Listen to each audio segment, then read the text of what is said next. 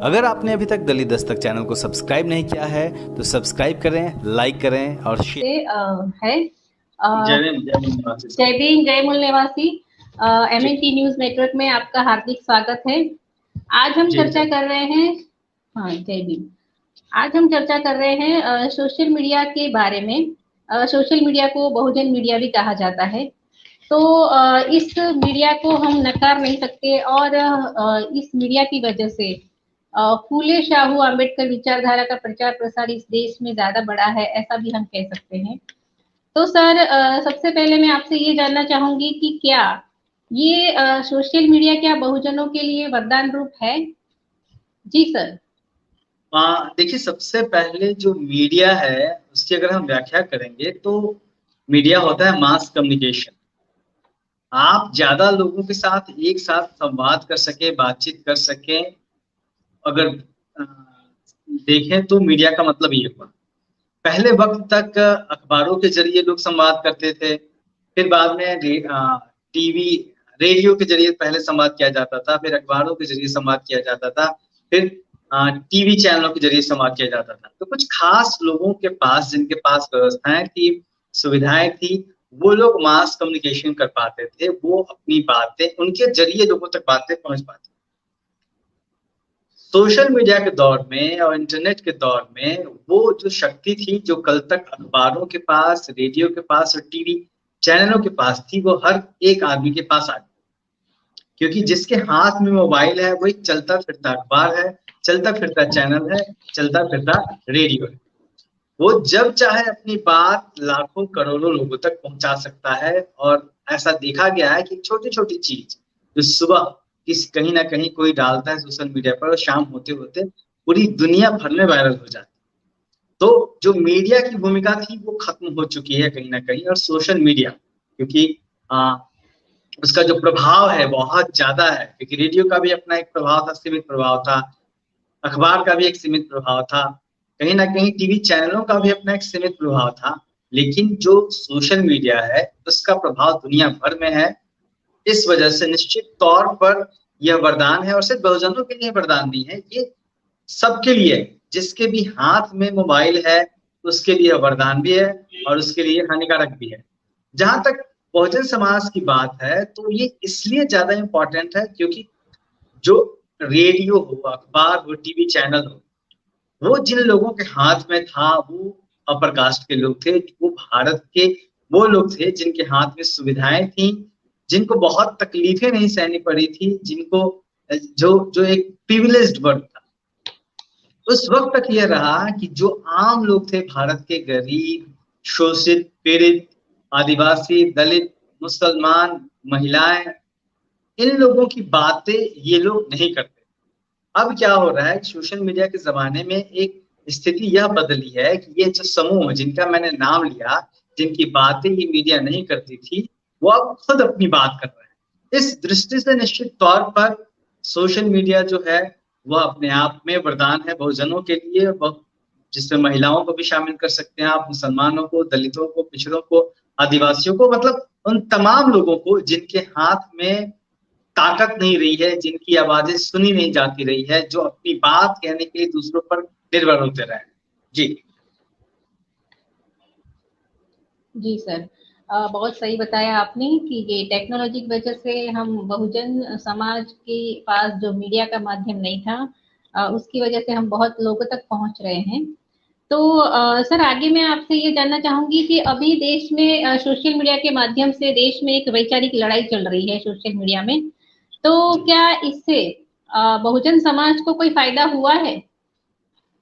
निश्चित तौर पे फायदा हुआ है। और जहां तक एक लड़ाई की बात आप कह रही हैं समाज के बीच में, ये कोई नई लड़ाई नहीं है। जब सतगुरु रविदास अपनी बातें कहते थे, अपनी वाणियां कहते थे लोगों के बीच में जाके, तब भी वो एक वैचारिक लड़ाई जारी थी। जब कबीर जाके लोगों के बीच में बात करते थे, वो भी एक वैचारिक लड़ाई जारी थी। उस वक्त से वैचारिक लड़ाई जारी है। तो ये बहुत पुरानी लड़ाई है जो बहुजन समाज के महापुरुष करते रहे हैं। बाद के दिनों में तमाम और लोगों का जिक्र कर सकते हैं, आप नाम ले सकते हैं, ज्योतिबा फुले हो गए, सावित्रीबाई फुले हो गई, दादू हो गए, चोखा मेला हो गए। तो तमाम जो संत परंपरा रही है, तमाम जो लोग रहे हैं बहुजन समाज के, उन्होंने तमाम चीजों को, तमाम जो आडंबर थे, तमाम जो समाज के बीच, समाज के भीतर विषमताएं थी, उसके खिलाफ लगातार आवाजें उठाई। तब क्या था कि तब उस सीमित जगहों पर जहां जहां उनकी पहुंच थी वहां वहां अपनी बात कह पाते। आज यह बेहतर यह हुआ है, आज स्थिति यह बदली है कि अशोक दास या फिर मीनाबेन, अशोक दास दिल्ली में बैठ के, मीनाबेन गुजरात में बैठ के बात कर रहे हैं, एक दूसरे से संवाद कर रहे हैं, और संभवतः न्यूयॉर्क में बैठा हुआ आदमी उसको सुन और देख पाएगा। संभवतः सऊदी अरब में बैठा हुआ आदमी, दुबई में बैठा हुआ आदमी, इंग्लैंड में बैठा हुआ आदमी हमारी बातचीत को देख पाएगा। तो ये एक फायदा हुआ है, और इस फायदा से निश्चित तौर पे जो वैचारिक लड़ाई है वो तेज हुई है। पहले बोलने वाले लोग सीमित मात्रा में थे, आज के वक्त में बोलने वाले लोग, कहने वाले लोग ज्यादा हो गए हैं। तो बहुजनों की जो सेना थी, जो योद्धा थे, जो कुछ गिने चुने हुए लोग थे, जो संत महापुरुष थे, अब उनकी जो बाद की पीढ़ियां हैं, जो हम हैं, आप लोग हैं, हम लोग एक सामूहिक तौर पे लड़ पा रहे हैं और ज्यादा लोग लड़ पा रहे हैं। अब इसमें जो सो कॉल्ड अपर कास्ट है उसके साथ दिक्कत ये हो रही है कि पहले तक उनको चुनौतियां नहीं मिलती थी, उनको जो मर्जी वो कहते थे, जो मर्जी वो करते थे, विरोध नहीं हो पाता था। अब अगर गुजरात में या फिर जयपुर में कोई घटना होती है या फिर कहीं कोई कास्टिज्म होता है, तो उसकी जो खिलाफत होती है, उसके ऊपर जो टिप्पणी आती है, जो रिएक्शन होता है, वो दिल्ली से, मुंबई से, पटना से, हर जगह से आता है। तो ये एक फर्क पड़ा है।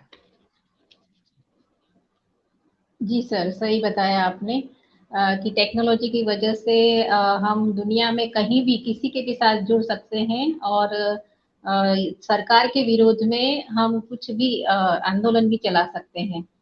तो सर, आगे आपसे मैं ये जानना चाहूंगी कि मूल निवासी जो हमारा बहुजन समाज है, उसका जो आज विषय है कि हमें हमारी प्रतिक्रिया, मतलब जो गोदी मीडिया है, बिकाऊ मीडिया है, वो अपने अपने मुद्दे अलग दिखा रहा है हमें, तो हमें उसके मुद्दे को ध्यान में ना देते हुए हमें अपने मुद्दे पर अडिग रहना चाहिए। तो मैं आपसे ये जानना चाहूंगी कि बहुजन समाज के मुद्दे क्या हैं और उसे अपने मुद्दों पर अडिग रहना चाहिए, इसके बारे में कुछ बताइए सर।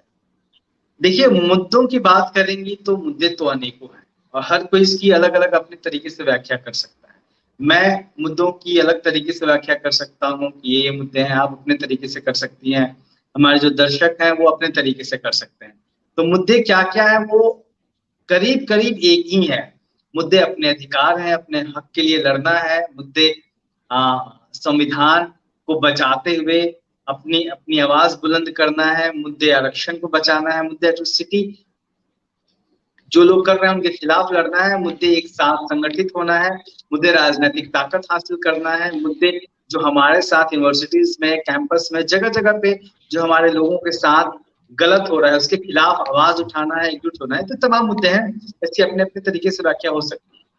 जहां तक एजेंडा सेटिंग की बात है बहुजनों के, तो ये निश्चित तौर पर ये सबसे जरूरी सवाल कि आखिर जब हमारे हाथ में एक ताकत है, चाहे वो कलम की ताकत हो, चाहे सोशल मीडिया की ताकत हो, तो हमें उसका इस्तेमाल किस तरीके से करना चाहिए।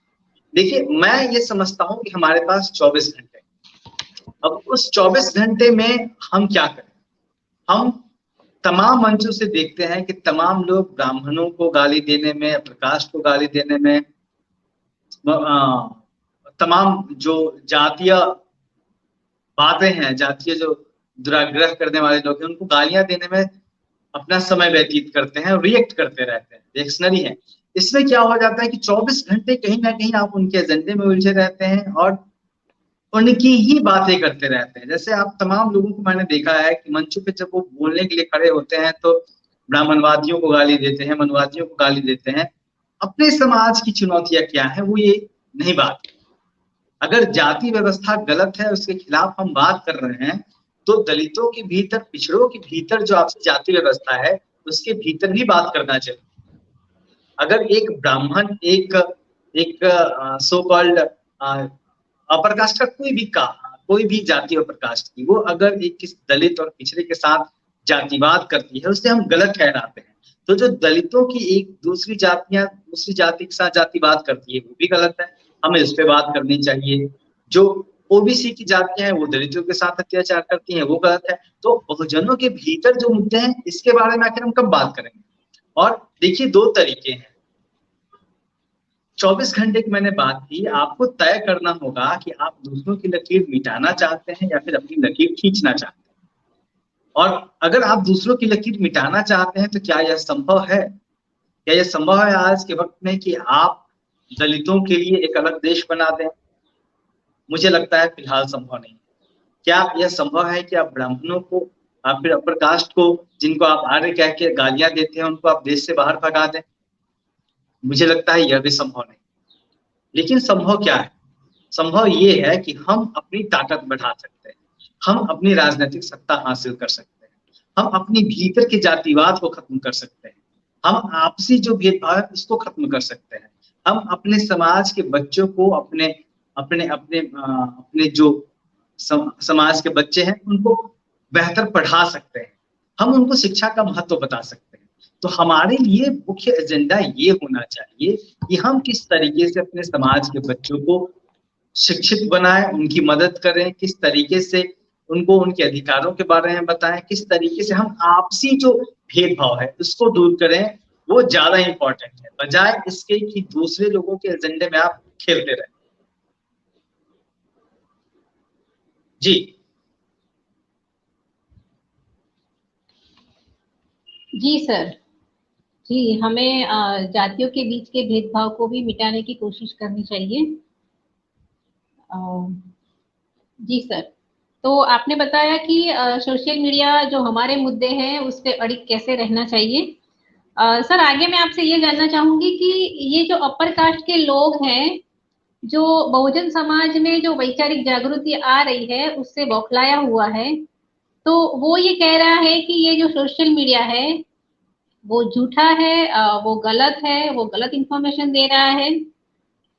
तो इसके बारे में सर कुछ बताइए।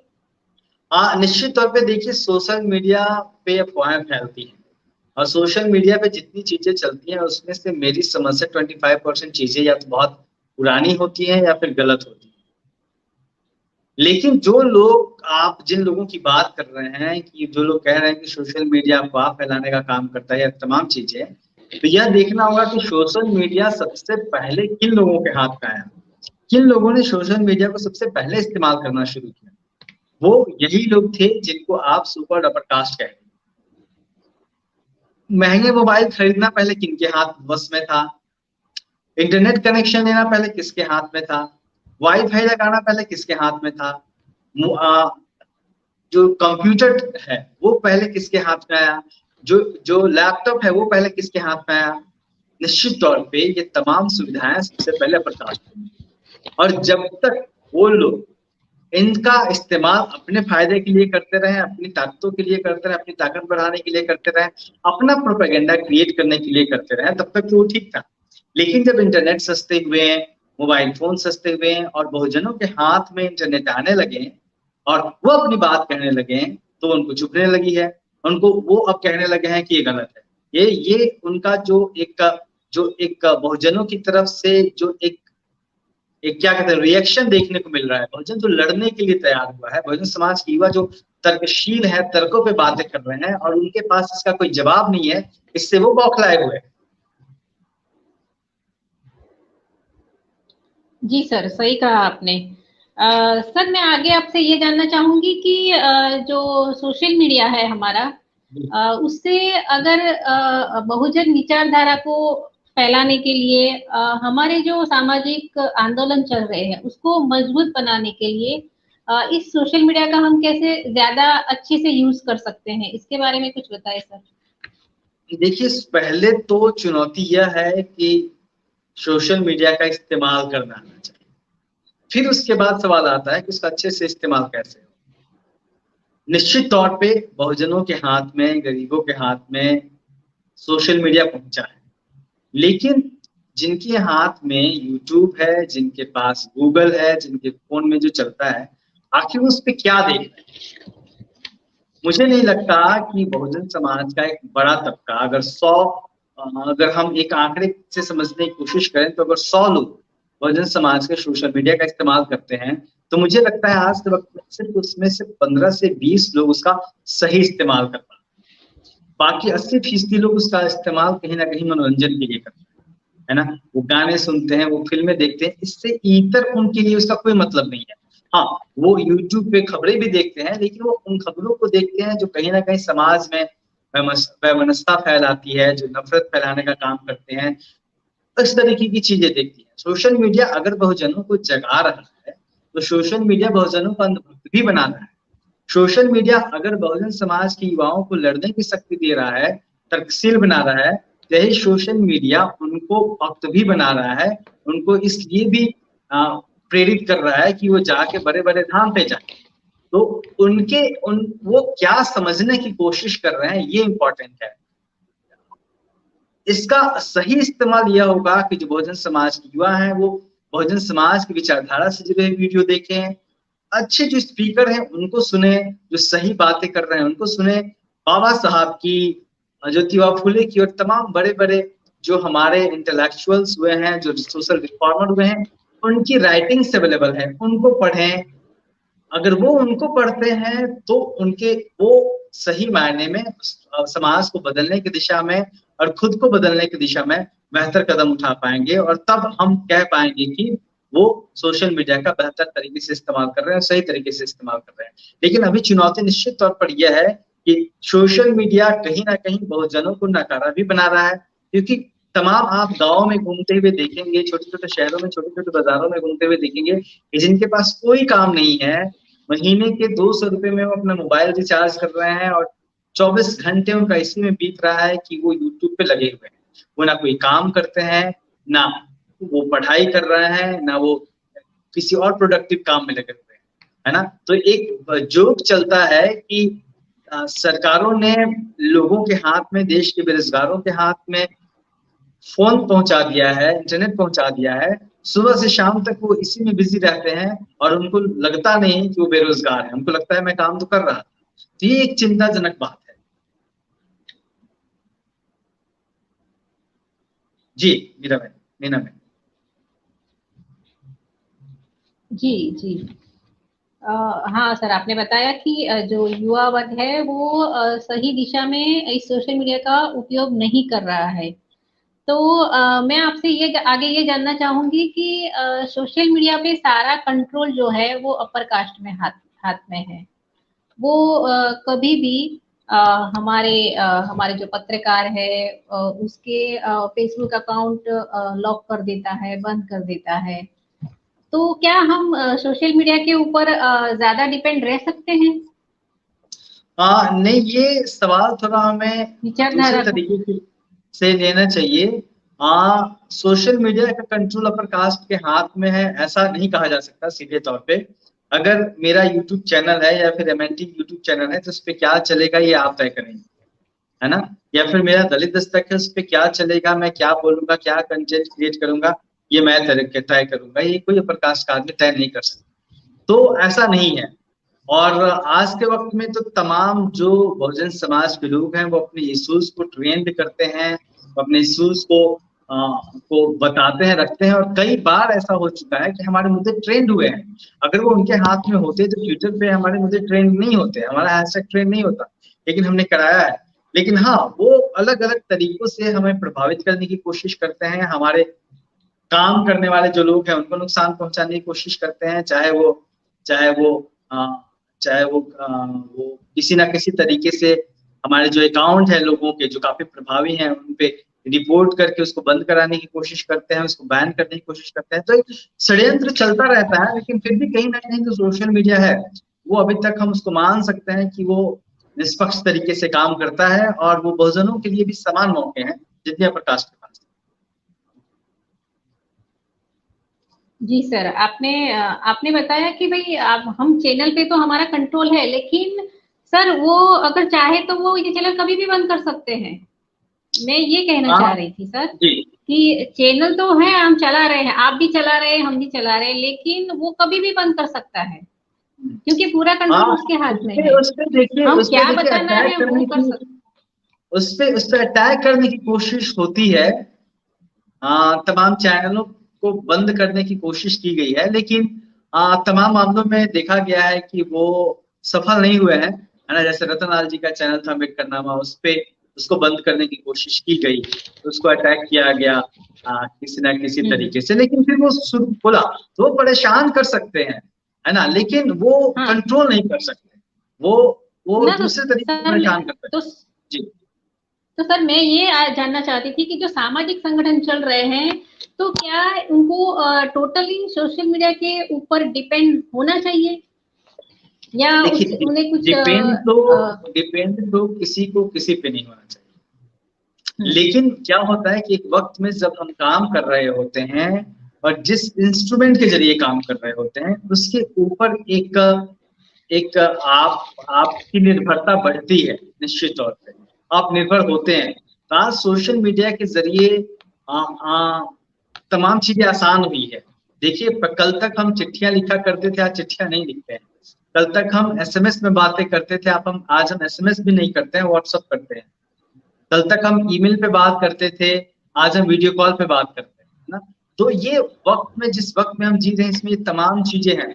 तो डिपेंड तो नहीं रहना चाहिए, एक एक व्यवस्था रहनी चाहिए और हर तरीके से लड़ने की जरूरत है। ये ना होना चाहिए कि एक चीज बंद हो तो फिर हमारी सारी मेहनत खत्म हो जाए। जैसे अगर हम यूट्यूब चैनल चला रहे हैं, तो कल को अगर उसको अटैक करने की कोशिश हो रही है, तो हमें ये करना चाहिए कि हम जो वीडियोस बना रहे हैं उसको फेसबुक अकाउंट पे भी डालें, फेसबुक पेज पे भी डालें, ताकि जो हमारा कंटेंट है वो सुरक्षित रहे।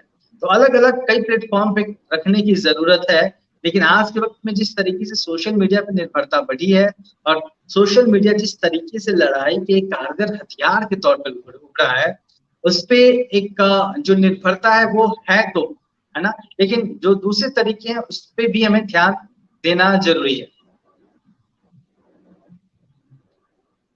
जी जी सर, जी सर। हाँ सर, आपने बताया कि हमें दूसरे ऑप्शन भी उसके बारे में सोचने चाहिए। सर ये सोशल मीडिया बहुजन मीडिया है, ये कहा जाता है, और हमने देखा भी कि 2 अप्रैल को हमने भारत बंद करवाया था, तो ये सोशल मीडिया की जागृति की वजह से हो पाया था। तो क्या आपको ये लगता है कि हम सोशल मीडिया के माध्यम से बहुत बड़ा आंदोलन खड़ा कर सकते हैं? देखिए, आपके सवाल में ही आपका जवाब छिपा हुआ है। आपका सवाल आया कि क्या सोशल मीडिया के जरिए हम बड़ा आंदोलन कर सकते हैं, और इसके पहले आपने एक लाइन इस्तेमाल किया कि 2 तारीख को हमने भारत बंद कराया था। तो सवाल और जवाब दोनों है। निश्चित तौर पे हम बड़ा आंदोलन कर सकते हैं, हमने बड़ा आंदोलन किया है, चाहे 13 पॉइंट रोस्टर का मामला हो, चाहे चाहे चाहे वो ये एट्रोसिटी एक्ट बचाने का मामला हो।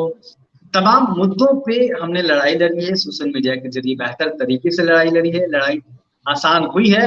और सोशल मीडिया के बारे में ये कहना कि बहुजनों का मीडिया है, इसमें थोड़ा सा मेरी समझ से सुधार करने की गुंजाइश है। दरअसल सोशल मीडिया जो है वो आम लोगों का मीडिया है, वो आम लोगों की बात कर सकते हैं आम लोग वहां पे, है ना। क्योंकि कहीं ना कहीं जब आप मीडिया की बात देखते हैं तो वहां पे भी मीडिया, जिसको हम रेडियो, टेलीविजन, अखबार कहते थे, वो कहीं ना कहीं तमाम लोगों के मुद्दों को छोड़ देता था। जैसे बेरोजगारी का मुद्दा है, वो तो हर जाति धर्म वर्ग के लोगों से जुड़ा हुआ मुद्दा है, लेकिन आज का मीडिया उसके बारे में बात नहीं करता।